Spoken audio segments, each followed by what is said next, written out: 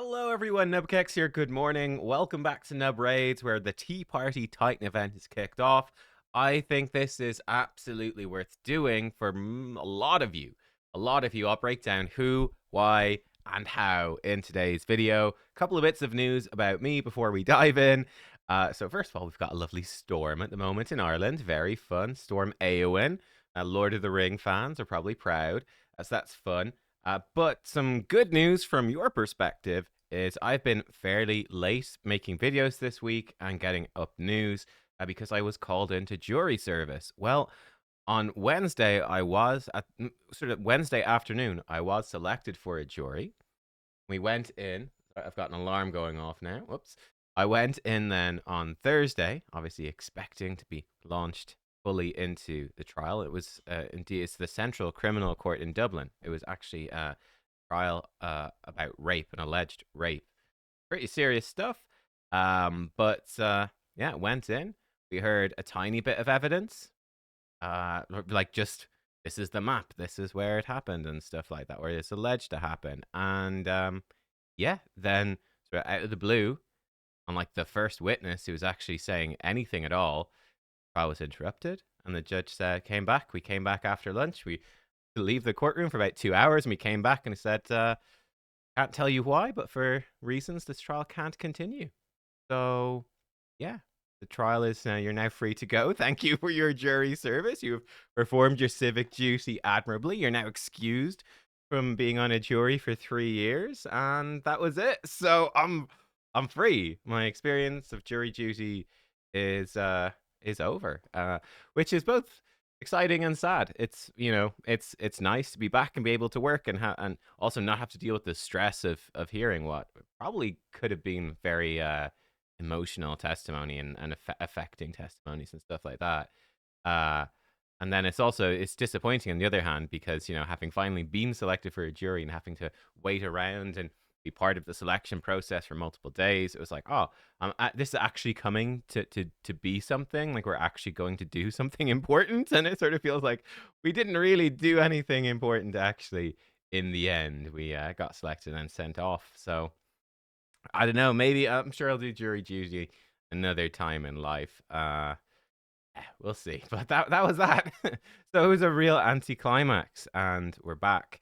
Anyway, right. You guys want to hear about this Tea Party Titan event? You're saying, "No, we don't care about you. Who cares? We want to hear about Raid Shadow Legends. That's what really matters in this world." So let's break it down, shall we? We have this Tea Party Titan event. It is running for 2 weeks and 3 days. I think there is news. Let's double check in game. I'm imagining there are extra points. Here it is, the Tea Party Titan event. So yeah, it's the fairly standard stuff at this point. There will be a maximum 1,750 teacup points. You only need 1,500 to finish the event. Now that will entail doing almost everything, but there's a very good reward for only 1,000 points, which is very achievable. 900 T points in the first week, 850 in the second. Often it's like it is often weighted towards the first week. I'd say it's usually weighted more heavily towards the first week. That is saying to me that there's going to actually be some pretty substantial events in the second. So really watch out for that. I would definitely be concerned. The big event to be concerned about and to watch out for is a deck of fate. They could easily drop in a deck of fate for, let's say, I'd say the Cheshire Cat is probably the most probably the biggest one, and he also synergizes, I think, very well with the Mad Hatter. I think he's the most likely, with his A1 being incredibly strong, and Mad Hatter's A2 bringing in the A1. Yeah, and then Mad Hatter being able to extend his buffs and turn meter boost him, and he benefits from turn meter boost not a lot. They could do a deck of fate for him, and if there is a deck of fate for him, if you're banking on getting those particular points, you kind of need to max out the deck of fate, which is likely sacreds. It's likely about 20 sacreds, which is what I've got. That's what I would be prepared to have for that deck of fate. So I would say expect that to come up in week 2. Deck of fate, 20 sacreds for probably the Cheshire Cat, I would guess. And there's going to be a lot of Titan points sprinkled in there. You might get lucky and get them early, but I would really strongly be prepared to just max that out. or skip that event entirely and do everything else, right? That would be the goal. There could easily be 250, even 300 points in there. So really be careful about that when you're planning your stuff out. Don't skip events early on thinking it's going to be like a little champ chase, dip your toes in. It's likely to be a deck of fate that you need to not dip your toes. You're going to need to dip your whole leg into it, if not your whole body. So, yeah. Anyway, here we go. So, milestone 1, simple, nothing really much there. Milestone 2 actually has the Hatter's Reserve. That's nice. Easy, very extremely easy. 300 points to get that. The Hatter's Reserve is, I'd say, it's only okay. It is very nice for HP damage dealers, I think, in Arena. But unlike the Cat's Gaze, which is going to translate very well to basically every single boss in the game, the Hatter's Reserve doesn't work so well for HP damage dealers outside of Arena. So it's not going to be very helpful for Faction Wars, for instance. You do 5% more damage, that actually goes up to 10%, to enemies whose max HP is lower than the wearers. Well, in pretty much any dungeon or wave-based content, the enemies have incredibly high max HP, so you can't just one-shot them all super easily.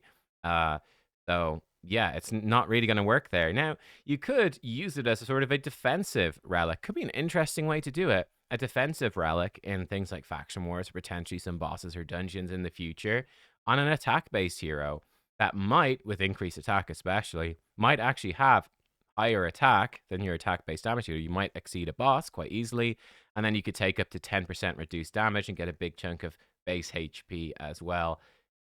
Maybe. Again, I think that's unlikely to be the best strategy. I think it's going to be more likely that you'll just build a more survivable team and try to stack the Cat's Gaze on them. But it's something that's worth noting. But yeah, I think this one is a little more limited use. Again, it's worth having 2 or 3 of these, for your HP nukers for Arena. You probably have 1 or 2 HP nukers, and it's a great relic to run on them. It is good and solid. And it's not much good on anyone else, so why not? It's got good gemstone slots. The Cat's Gaze, on the other hand, is very, very strong. I do think it's maybe not as we'll come to it, or coming up to it. It's maybe not super exciting, but it is very strong, well worth getting. Milestone 3, we're getting some more substantial rewards, and we do get an avatar frame, and that should be very easily accessible, so that's just fun. Now, Milestone 4 is where the big stuff really kicks in. Some Basalt is nice, rank 2. It's small, but it's something. Gemstone Void Shard, some superior stuff. Legendary Skill Tome, 5-star Glyph, but the Cat's Gaze is in there. I think this is going to be the easiest way overall to get the Cat's Gaze, in the sense it's guaranteed. There's no luck involved, so you can definitely get it. And I think if you don't have it, you definitely want to get one. You definitely want to get one. It's a very, very strong relic. I guess sort of, you can I would say fairly easily get the Malefic Talon, which is going to give you the same sort of crit damage, and it's going to give you a good chance to do 10% more damage. That's an easily accessible alternative. The Cat's Gaze, in comparison, has more gem slots, which is very powerful. So, for instance, you will eventually be able to, in this one, put in a circular gem, do 10% more damage to bosses. It's pretty significant in of itself. On top of an extra triangle, but also it is giving you 10%. That upgrades to 20% ignore defense, which is incredibly strong. It's almost as strong as a Slayer set just on its own. This will stack very well with anyone with existing ignore defense. Very well with Merciless, Cruel, Savage, Lethal, blah, blah, blah. Very, very good area bonuses. Extremely strong. It will also be, it's easy to activate this. You ignore defense when attacking enemies with higher max HP. So you put this on an attack-based damage dealer, like a Sun Wukong. For Arena, he is going to be triggering that basically every single time. Like, he's really never going to be attacking enemies with lower max HP. So this becomes a very, very strong damage relic for Arena as well. It's just sort of strong everywhere for any damage dealer. And yeah, like I said, higher max HP is every boss in the game, every enemy in PvE in the game pretty much is going to have higher max HP. So this is really good. The more ignore defense you have, the better it is. So this relic sort of gets better as you upgrade it more as well. The only downside for me, like I said, there are alternatives which are okay. Malefic Talon's not bad, and you'll pick up lots of those. This is definitely better. It's not the most exciting thing. So I have my best one. I've got 3 so far. Really lucky. I've got one on Ninja. Now, my clan boss damage went up, like all of them. I used Ninja on all the clan boss teams. Demon Lord, Hydra, Chimera, all of those damage numbers went up, obviously, when he got the Cat's Gaze. Um, Not particularly exciting, though, if you're trying to hit one of the thresholds to get better rewards. I think then it would be exciting. But for me, having already hit those thresholds, it's like, oh, do I really care if my Hydra team went from, I don't know what, like 650 million to 690 million? I mean, it's nice, but it's not really that exciting. I'll be brutally honest. Why I do think you definitely want this relic, though. Not only is it the best, I think, but I think it's be very important for hitting breakpoints. So if we think about Marius, this is extremely strong for Marius, for instance, and it's extremely consistent. Marius is ridiculously good for any bosses in the future where you need like a lot of offensive stats to do enough damage to punch through with enemy max HP or whatever. This is going to be a huge help, right? 20% extra ignore defense is a monstrous amount that will really help you to hit any damage thresholds for like one-shotting bosses and stuff, and that can be very important, and that's very difficult to replicate, honestly. So I think that makes it I think you definitely want to get this guaranteed one, and you probably want 2 or 3 of these. I've got the third one. The third one definitely feels like a luxury. It's like, I'll put it on a Hydra team just for fun. I could definitely consider putting them on arena champions now as well. It definitely, like I said, feels like more of a luxury, though. Not a necessity, but I would definitely get the one, and this is the easiest way to get it. And with 1,000 points, there's only 1,750 points in this. It means you can skip a lot of points and still get this.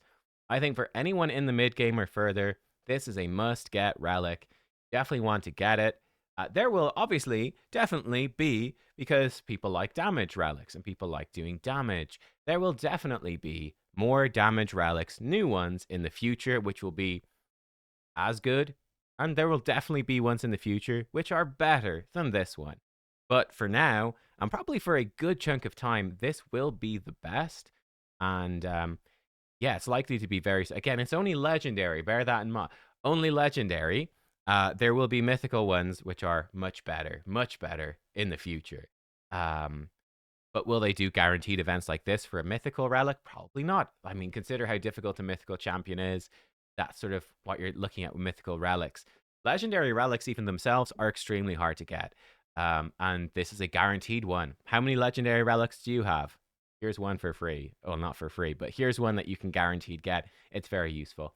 Then we move over into milestone 5. This is another 500 points. This becomes a very large investment.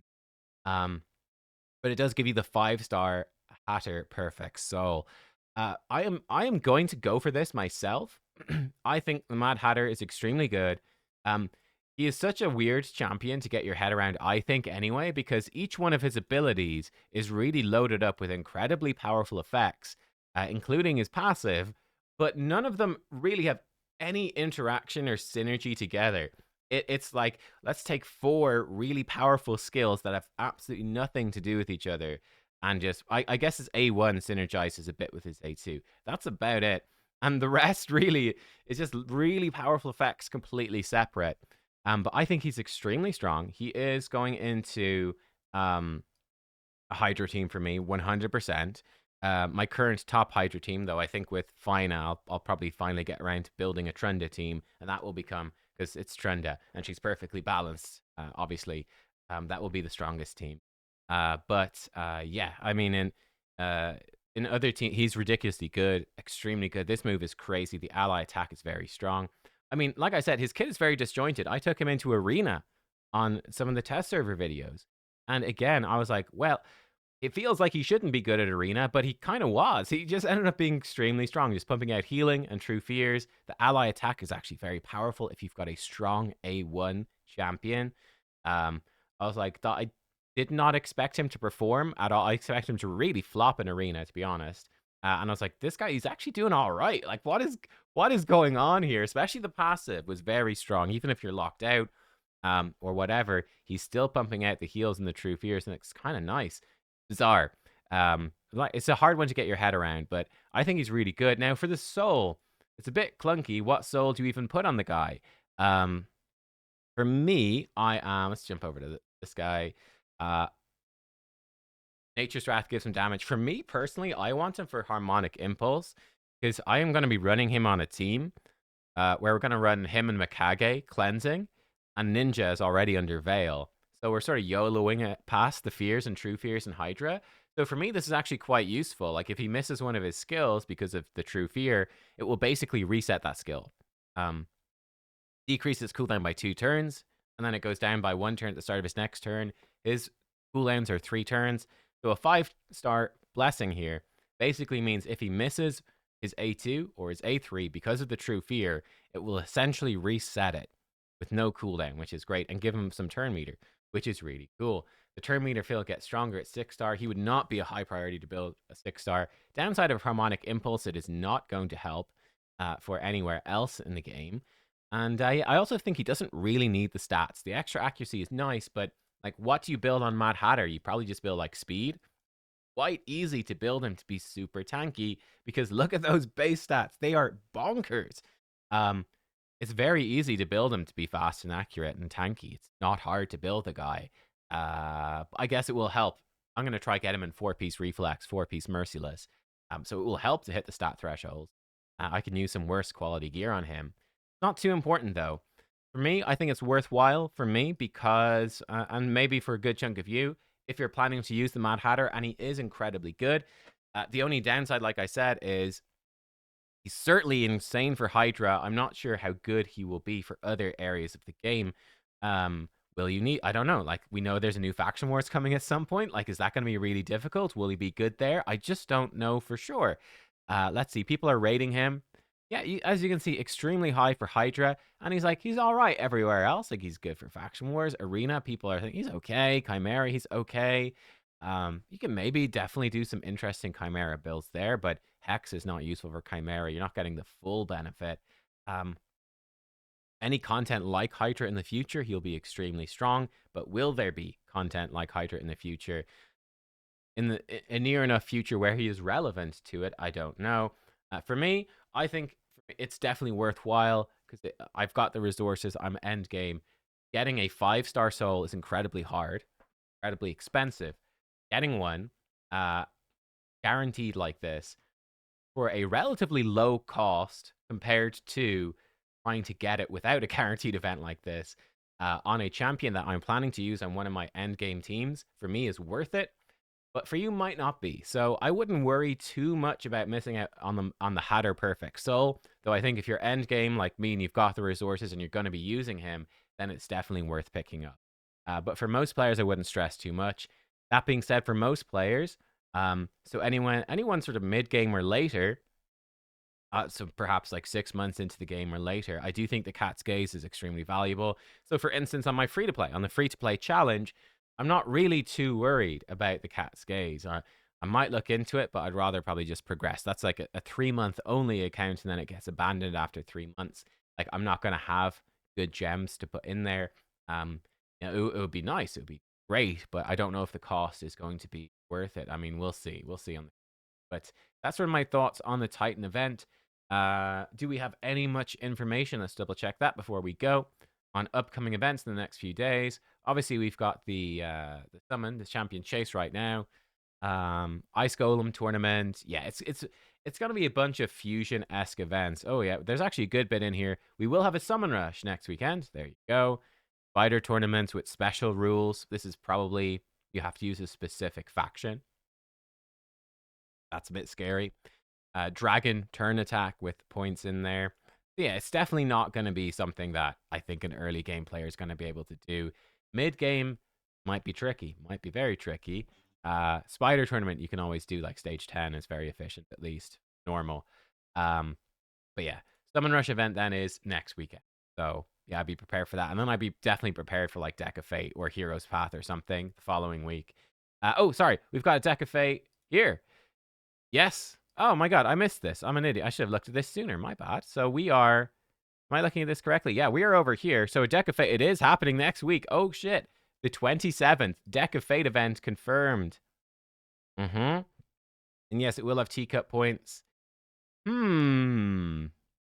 I mean, this might not be a chat. I feel like it's maybe too soon for a guaranteed Cheshire Cat or something like that. This could be just giving you a bunch of crafting resources for the relic. I could see that happening. A bunch of relic crafting resources, stuff like that. Could be kind of likely. I don't know. Let me know what you think about that deck of fate. So we do have a deck of fate here, and that's week 1. There's not that many points in week 1 more than week 2, so I'd be prepared. You're gonna have a deck of fate. There's probably, let's be real, there's probably gonna be a hero's path then in week 2, or like a massive champion training. Probably a hero's path that is champion training. It's also been a good while since we've had an event. This is my metric. I've saved up lots of soul stones. We haven't had a soul event for a good while. I could easily see a hero's path, which is like champ training, summon souls, summon champions, and that could give a guaranteed champion. I don't know. Let me know what you think about those. And yeah, get grinding for get your cat's case. You can get one. Guys, thanks for watching. I'll see you all soon. I'll pull my shards in another video.